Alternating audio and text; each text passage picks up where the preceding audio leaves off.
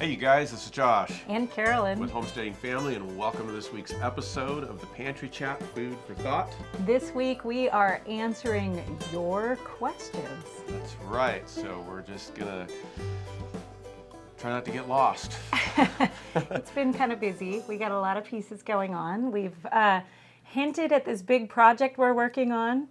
We're going to keep hinting, but it's getting in flow. We're really starting to take steps on it. When are we going to actually give information? We keep hinting. Well, we keep hinting. Yeah, it's got to stay a little bit of a secret. I think we'll start dripping out a little more soon. We're going to be filming this week for this project here at Riverbend, and then we're going over to Washington with a good friend of ours that we're going to be filming as well. And so somewhere as we get into this, we'll start letting out a few more details. Can we share the name? Yeah, sure, why not? Yeah, so we're going over to Melissa K. Norris's place That's right. for a big filming project, and that's really exciting. It is, and that's part of this. That's one part of this project.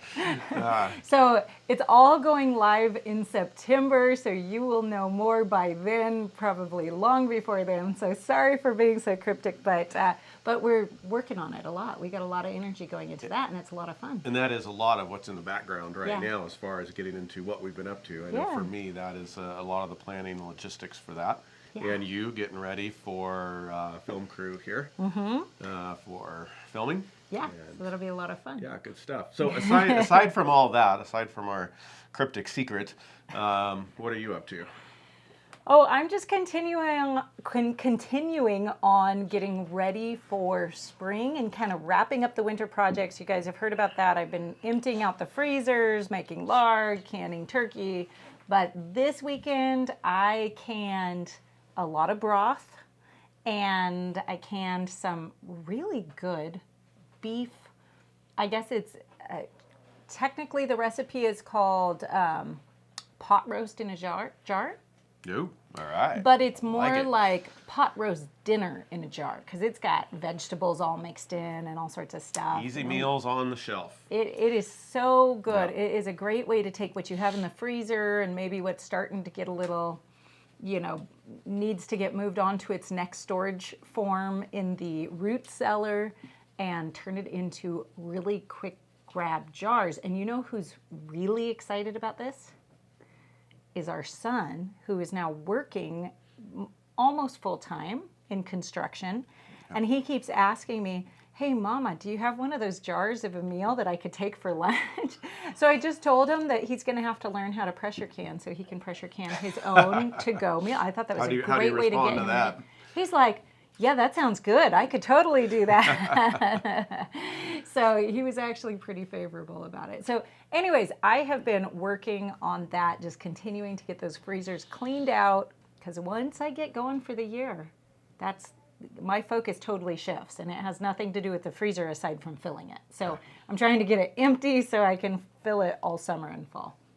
Good deal. Yeah, so what about you? What have you been up to? Wow, well, a lot of work in the background on projects. Let's see, got celery going, and we're actually trying to grow a lot. We haven't grown a lot of celery. That can be a little more challenging. That's a high demand and needs a little babying, especially getting going. Yeah. I mean, you think carrot seeds need to be we worry about Fussed carrots over. fussed over. So celery really needs to be fussed over. So I'm learning that, and garden planning, doing a little research, re-upping just on some composting, trying to further my experience and knowledge there, and along with some mineralization and interplanting or companion planting. Going to try to build that strategy a little bit more in the garden. So I'm doing a lot of research and reading and planning. It really is a lot to put together when you're trying to production grow, and then implement some of these strategies and rotations and everything. So there's a lot, and always trying to learn. So trying to kind of boost our game this year on that, while continuing to grow more, yet adding in diversity to the soil and continuing to improve our systems. You've also gotten out into the tool shed and done some cleanup and some maintenance on some of the gardening tools. Yeah, finally got through the 1.5 feet of snow, 2 foot of snow. Yeah, he actually filmed a video for you guys on that, and I think it's coming out this weekend. Okay.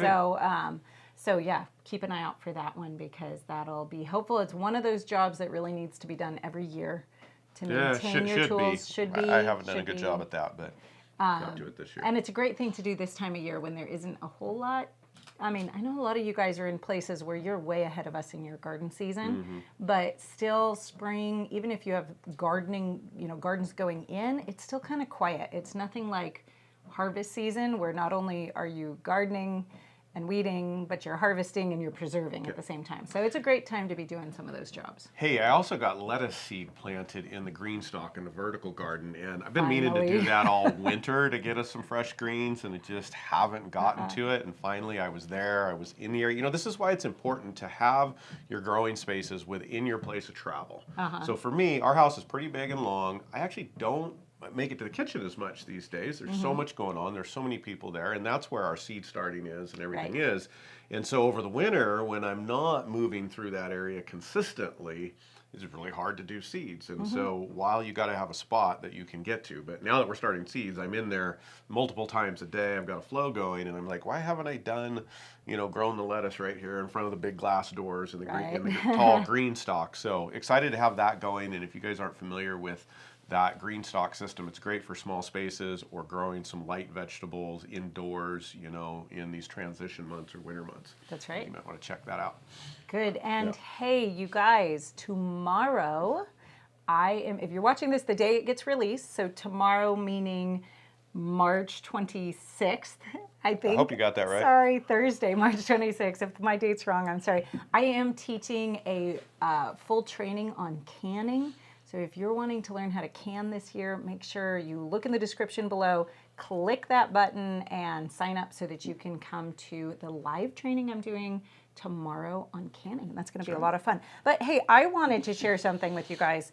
A follower of ours wrote a book. Heidi wrote a children's vegetable cookbook. 4 ways to yummy children's vegetables. Wow. Children's vegetable cookbook. Yeah. So when I was going through this, she sent it to me to look through. I get lots of books to look through. And, I love the idea of kids' cookbooks. But something stood out to me in this book that I have actually never seen. And I wanted to share it with you guys. Let me get to a page that has it on here. Because this is exactly how I've taught my young children how to cook. Now that I say that, of course, I don't have it marked. Oh my goodness. I'll get there. Lots of cool recipes I'm seeing. A lot of really fun recipes. But here we go. There's something that she did that I have done for years in teaching my children how to cook. And that is she took a bunch of the recipes and she translated them into visual directions. They're little, look at that, they're little drawings, like measure 1/3 of a cup of vinegar, and it's like there's a little picture of this. So after you have done a recipe with your kids a few times, they can, even if they can't read well yet, they can follow the directions. And I have sheets laying around of this exact same thing in the way I've taught kids how to cook, how to make muffins or pizza dough or whatever it is that we're making in the house. So I got really excited when I saw this, because this just makes it so easy to help a child get sufficient in the house, in the kitchen by themselves. Like, obviously you want them in there cooking with you and you'll always do that part, but to be able to give them something and to walk away and be like, oh, here's your recipe, and you can even, mine get ruined really fast because they're in the kitchen, actually getting cooked with young people. So you could even probably take a, copy of this and have it in the kitchen with them so that they know, hey, every Monday when it's your job to make lemon drop dressing. Looks like this can take a little bit of a... Yeah, it would. It actually would wipe down, I think, pretty well. It can take a little bit of dampness. That their recipe is right there ready to go for. So anyways, if you have young kids, you're teaching them how to cook, I really am excited about this cookbook. So I'll put the link below to the Amazon link, and I know that she would really, really love reviews if you do buy the book and check it out and use it and go back and leave her a review. That would be really helpful for her. So anyways, this is exciting. I'm really excited about this, and I am going to be using this in the kitchen with the kids. Well, and if you're struggling to get your kids to eat some of the food, I was just talking to somebody the other day, was asking me, how do we get our kids to, to eat some of the more healthy food, and some ways like this, getting them involved, always bringing them alongside, making it interesting, making it understandable and fun through the whole process, not just sitting down and eating, because they get excited when they're learning to cook and be a part of the process. and then they're more involved with their food. Oh, especially if you start back at the growing. Like, Yeah. get them involved in growing Yep. it, then cooking it, and then it's a lot easier. Cool. So. All right, well, I know we're tight on time. Yeah, we are and today. So we're going to keep on moving and get All to right. some questions. So no question of the day today because we're going to do all questions. So right. let's see. I'm going to jump right in and ask you the first one. This is from Kuza Dupa on how to supercharge your garden. Okay. Let's see. We had a question about tilling versus dressing on top. What is the difference?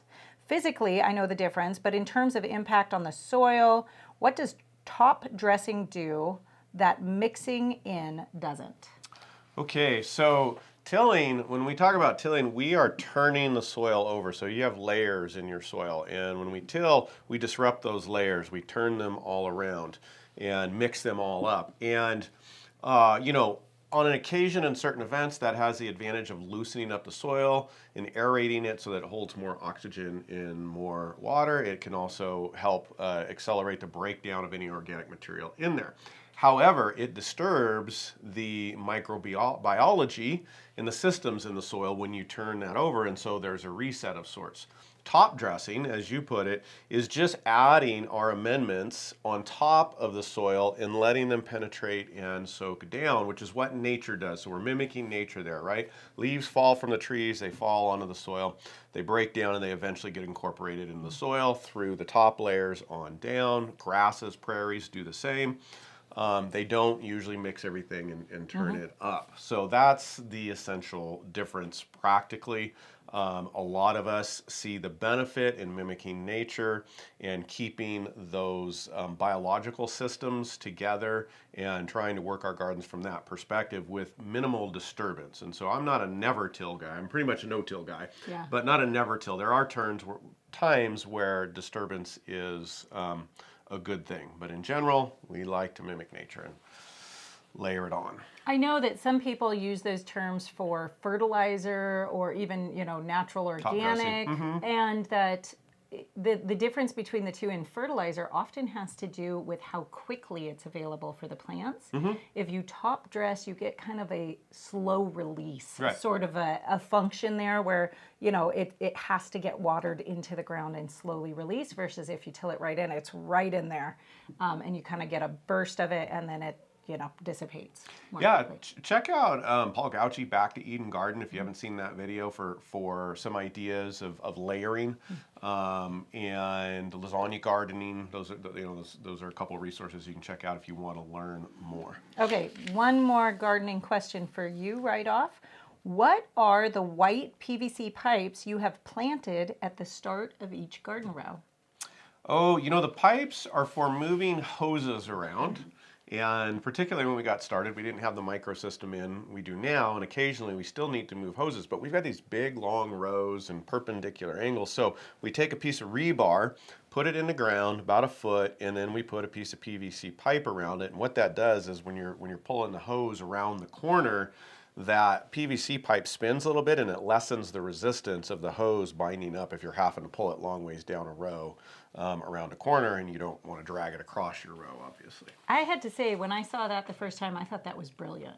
Like, because that's hard. You don't want your hose, you know, dragging over your plants and breaking your plants, ruining your plants. So, but then it just rolls and it makes it easy. It pull. is. It's a big difference. I'd love to take credit for it. However, the people that we bought the property from had that in place. There you go. And so picked that up from them. I was going to give you credit for it. No, So. lovely. Okay, let's see. Tracy Rogers on homemade corned beef. Is it cheaper to make it yourself? It is quite expensive prepared in the bag.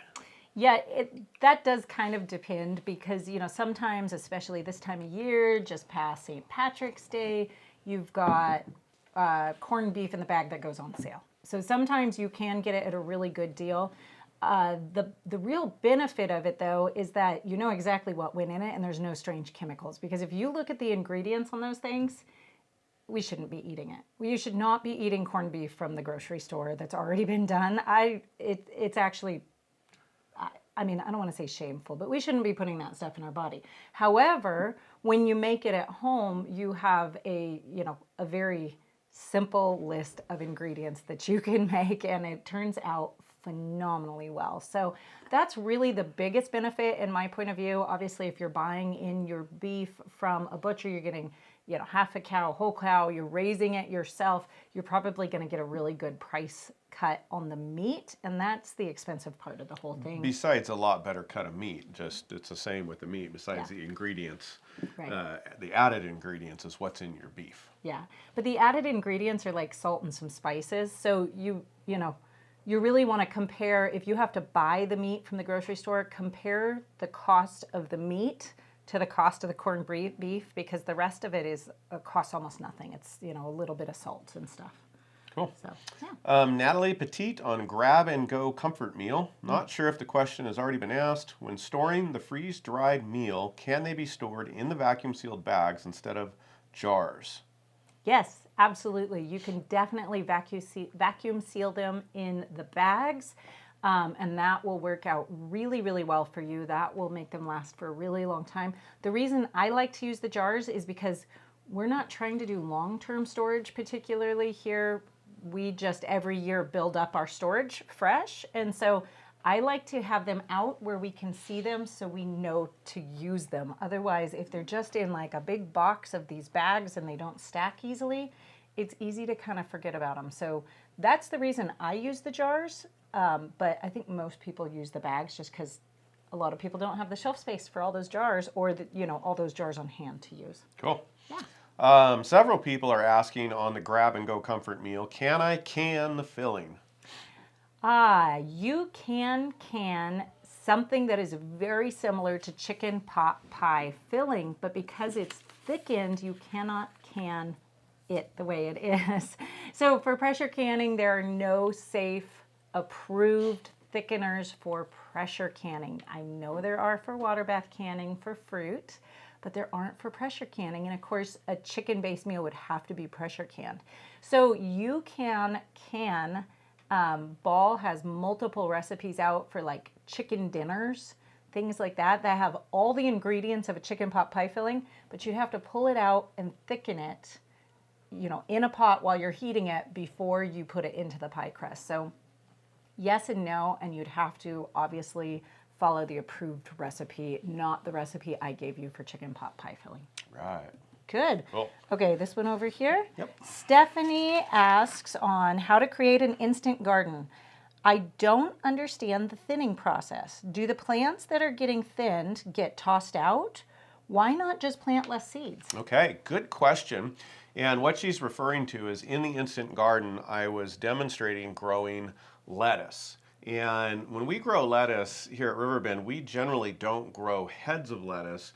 We grow what's called cut-all lettuce, that it grows up, and we only let it get so big, and we cut it. And it's much easier to deal with in the kitchen. It's cleaner. We get a quicker harvest, and we can grow more. So what I do is I usually plant the rows very close, up to an inch together. So I plant very densely. And so what we're doing is we're actually kind of growing microgreens at the beginning. So it'll be a very thick carpet of lettuce. And even when it's just getting to be 2 inches, we'll go through and thin every other row. And we've got a microgreen salad. Yeah. That leaves some room for the other lettuces to mature. We let them grow up a little bit, and we do every other row again, and so on. And that just provides an earlier harvest, keeps the lettuce clean. It's just really easy to manage. And then sometimes, depending on the varieties in the season, you can get second growth out of that lettuce as well. So we'll come back around to those other rows, and they'll start to come up as our more mature rows are getting more and more spaced out. And that's just a really good way to get some fresh greens quickly out of a small space. Yeah, great. Cool. Good way to go. Yeah. Well, let's see here. I don't think we've done that one yet. Okay. Sarah Sorensen on a year's worth of lard in a day. Do you use this in place of anything you'd use shortening in? And the measurement ratio, question mark, is it 1-to-1 or different, like if you're replacing shortening? Yeah, absolutely. You know, I use lard in place of just about everything when it comes to fats in the kitchen. So my cooking fats that I'll use is butter and lard. And so if there's a recipe that calls for some sort of shortening, you know, I'll tell this story in a second, but you know, definitely replace your vegetable shortening like your Crisco 1-to-1 with lard. Just straight across the board. You don't have to do anything to it. If you have a recipe that calls for an oil, I'll just melt the lard and use that and use melted lard for that. Same thing though, recipes that call for butter, lard actually works really well in there. We have experimented in the house replacing the butter with lard because if you're on a farm, lard takes way less time to produce than butter does. Butter is a lot of work compared to lard. Lard, you can do it all at once and put it aside and you've got it for the year. Butter, it's like every single week you got to churn your butter and you got to wash it and you got to package it and all of that. And so we've started to use more and more lard, and we have yet to find anything that people notice whether we've put lard in it instead of butter. For cooking, when you're cooking purposes. We've, cookies, cakes, muffins, we've kind of snuck lard in all of those and nobody's been able to tell yet. And they've all turned out great. Yeah. The only time where you just really need to stick by butter is if you're going to put soft butter on the table to put on your bread or something. I'm not giving up my butter with a little bit of bread. Yeah. Most people feel a little weirded out about a thing of lard sitting on the table. But what I have found is that if I fry the bread, like for morning toast, in the kitchen, in lard, nobody notices that it's not butter. So you can actually get away with a lot. I've now told multiple people this, and they've gone and done the same, and they've been surprised. Like, I made cookies with it, and nobody in the family could tell. Like, they were totally happy with the cookies. So you actually can replace pretty much everything. Now, really quickly, when we were living in Tennessee, we were actually buying bread from a lady down the road an Amish lady, or Mennonite lady, who was making bread. And on her recipe, it said shortening, or on her ingredient label. And so after, buying it a few times while we were in transition, I was kind of like, I think I better just go back to making my own because I really don't want shortening in there. Well, this is the difference between what you learned in home economics 30, 40, 50 years ago versus what we learn nowadays. When word got back to her, I mentioned that to somebody, and word got back to her that I wasn't happy with the shortening, and she wanted to know why. And I said, well, vegetable shortening is just not very good for you. She said, I use lard, and that's a shortening. And I said, really? I didn't know that was a shortening. My understanding is that Crisco is what shortening is. Any fat that is solid at room temperature and melts when it gets warmer is considered a shortening. Wow. So technically butter's a shortening, lard is a shortening. There's a difference between hydrogenated vegetable shortening and a lard or something like that. So anyways, just in terms. Yeah, you got to understand the language. And to finish answering the question, yes, 1-to-1 ratio, just replace it 1-to-1. Perfectly. Good. Okay. All right. There you go. Okay, Jessica on the Facebook tree pruning post. I'm curious if I should prune my brand new trees. They were just planted last spring. Okay, well, great question, and that's a one with a lot of it depends in it. First of all, I don't know how old your trees are. When you planted them, you can get trees anywhere, bare root year-old trees to 5-year-old trees or maybe more. But so it's hard to say, with the maturity of your trees. But if they're new trees, you're probably not pruning them for production yet, like a yearly production pruning. And so you're going to have to do a little research and find out the strategy for you. Yes, you may want to shape your young trees to grow in a particular way. And there are different approaches to pruning in how you want to grow. Are you trying to let the tree grow and just grow a little more naturally and get the fruit you get off of it? Are you going to maximize for harvest, so you're going to prune every year, every other year, really to maximize the fruit growth? Are you going to shape that tree and let it grow up large, or shape it so that the fruit is easily accessible from the ground? There's a lot of questions there that it depends on that I can't answer here, and so I would encourage you to really dive into researching pruning and find out the strategy that's going to work best for you, and then make a good decision on how you want to shape the growth of that tree. Yep. Good. Okay. Job. Let's see. Sandy Bass Lady on do not do this when pressure canning meals.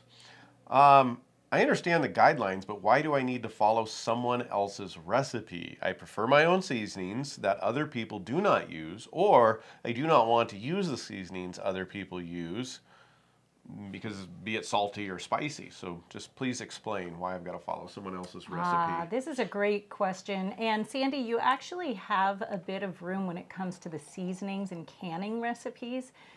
What's really important is that you follow the same ratio.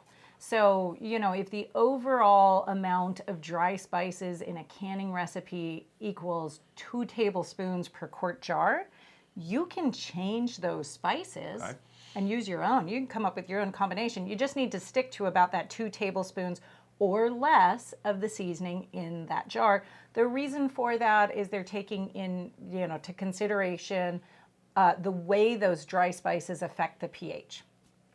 Dry spices are interchangeable. You can use them interchangeably. So if it calls for, you know, basil, you can replace that with oregano. If it calls for, you know, red chili pepper, you can replace that with dry peppermint if you want. Like, you've got a lot of latitude in that. You just need to be looking at the overall ratios. Salt is never required in a canning recipe. There's no preservative factor for salt in your canning recipe. So if you just want to leave out salt altogether, go ahead and leave it out. That is absolutely fine. So you can feel like you have quite a bit of room in there. The importance in this really is keep the ratio the same, and 2, don't use pre-mixed spice blends, because a lot of times they've got a lot of fillers and a lot of gums and a lot of things in there that can affect your canning, the food inside your jars in ways that maybe you wouldn't expect if you were just cooking with the spice. Right. So make sure you're making up your very own blends from the individual spices. Okay, 2 more here. I'll give you one, and then we can finish with that one. Okay. SVNTRS on Pantry Tour. How do you start doing this? I'm so lost. I want to start storing foods even now, and the ground is covered with snow. Is there something I can do now? I guess stock up from stores. So good question, and a lot of people are feeling this right now. Yeah. How do you start saving food and putting food up? Yeah. The first thing to do, especially this time of year, like you said, you know, snow on the ground, there's no gardening, is go ahead and start buying food from the grocery store, especially if you can start storing bulk purchased foods. That is a great way to go, and that's a whole skill all by itself. We have a video on how to do that. We'll try to link that here, how to properly store bulk grains, because you have to learn the right way to do that so that you don't end up ruining the food that you have stored. Well, and to clarify, I think you're speaking specifically to bulk dried goods as a Yes. good starting place, because that's very easy. There's very little preservation activities that you've got to do, Right. just good storage. It's inexpensive, and you can get some solid proteins and carbs stocked up. Right? Yeah, some food backed up there. And so, you know, looking at buying large bags of grains or flours or sugars or different things like that that you would normally be using and storing them properly is a great way to start. And then you're going to have to start learning the skills of food preservation. So you're going to want to pick a preservation method, whether that's canning, water bath canning, pressure canning, whatever it is, and learn that skill and start just slowly stocking up. But your fastest method, if you're a little nervous and you're like, hey, I really don't have any backup food, I want some right now, go to the grocery store and start buying triple of what you would normally buy that's shelf stable. Just stick it on the shelf, get it there. It's better to have something than nothing. So, Absolutely. yeah. All right, and one more question here from Flatpicker1234 on garden planning tip. Oh, is that what that means? I was picturing somebody up picking a flat of strawberries. I would guess they're picking would be my guess. I don't know, picking the guitar. So that tells you our brains go to different places, but maybe he's playing the guitar while picking strawberries. Why do you try and keep from tilling your soil? Okay, well, I covered that just a few minutes ago, but to try to go in a little more depth, in nature, your soil, you have layers, right? Nature naturally lays down layers and builds soil from the top down. It doesn't mix it all up. And there's a microbiology system, an ecosystem there that does that, and it does it very efficiently and very well. when we till the soil, we disturb that system and we mix everything up and we mix the layers up. That interrupts that system and it actually breaks it down and slows it down in some ways, along with generally creating a very hard pan that doesn't exist in nature at the bottom of that tilling layer, where when the tiller comes through, it scrapes and it starts to create a surface down there that makes it hard for the roots to penetrate, hard for water to penetrate, and oxygen down deeper in the soil. And our plant roots grow much deeper than the top. About 8 inches is what you really get with a tiller. And so that, for the overall health of the system, you know, it's more and more being discovered that mimicking nature here is a much more sustainable way to go, healthier way to go. It actually can be less work over time. And so we reserve tilling for those moments of maybe loosening soil and prepping, but not, because it does a reset essentially. So we don't want to be constantly resetting. We want to get things set up and then try to mimic nature. There you go. Yep. I think that's a great thing to do. It also reduces the weed growth in your garden substantially. Because every time you till, you bring up the weed seeds that have gotten down below the level where they're going to germinate in the soil, and you bring them back up to the top, and then all of a sudden you have some fresh germination. And you're not ever going to get rid of those. And so, like she said, every time you bring it up, you're bringing up more. Whereas if you leave it at the top, those ones that are near the surface that get triggered to sprout by the right climactic events, well, you get through those after a couple years and you get less and less of them. There's always a few, birds, wind, whatever, but you get less and less, and then you leave those other seeds deeper down in the layers that they don't get triggered to sprout. It makes a big difference over a couple of years. Huge. Yeah. So, hey, you guys, it's been great hanging out with you. Make sure you click the link below to join us for that live training tomorrow for canning training. And check out this book if you have kids. I really recommend it because it's really cool. I think it's really fun. So it's been good hanging with you. We'll see you soon. Bye. Goodbye.